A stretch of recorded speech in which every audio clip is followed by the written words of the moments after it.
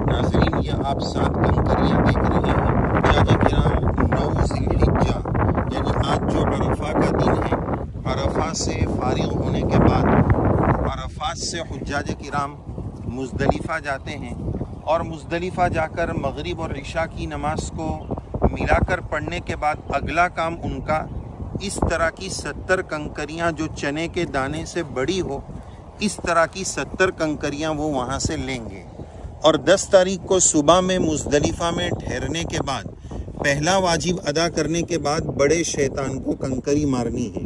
پہلے دن صرف بڑے شیطان کو 7 کنکری، پھر 11، 12 اور 13، ان تینوں دنوں میں تینوں شیطانوں کو 7 یعنی ایک دن کی 21 کنکریاں ہوں گی۔ کنکری چنے کے دانے سے بڑی ہونی چاہیے، اس طرح کی۔ یہ پکڑنے کی ترتیب ہوگی، اس طرح پکڑیں گے، بسم اللہ اللہ اکبر، اس طرح کر کے بسم اللہ اللہ اکبر رغمن للشیطان ورزن للرحمن۔ یاد نہ ہو تو یوں کہیں گے بسم اللہ اللہ اکبر، شیطان کو ناراض کرنے کے لیے، رحمان کو راضی کرنے کے لیے۔ اس طرح اردو میں بھی بول سکتے ہیں، بسم اللہ اللہ اکبر رغمن للشیطان ورزن للرحمن، بسم اللہ اللہ اکبر، بسم اللہ اللہ اکبر، بسم اللہ اللہ اکبر رغمن للشیطان ورزن للرحمن۔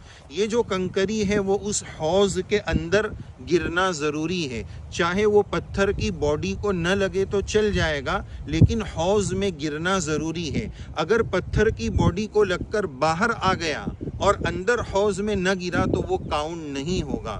اور یہ بھی یاد رکھنا چاہیے کہ اس وقت ہم یہ تصور کریں کہ جیسے ہم شیطان کو اپنے سے دور کر رہے ہیں، اور 11، 12، 13 ان تینوں دنوں میں جو پہلے چھوٹے اور پھر درمیانی ان دونوں شیطانوں کی کنکری کے بعد تھوڑا کارنر میں ہٹ کر ہم دعا کرنے کا بھی اہتمام کریں گے۔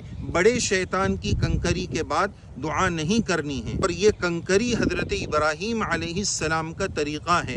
حضرت اسماعیل علیہ السلام کو جب قربان کرنے کے لیے جا رہے تھے اللہ کے حکم کے مطابق، تو شیطان مردود نے آپ کو بہکانے کی کوشش کی تھی۔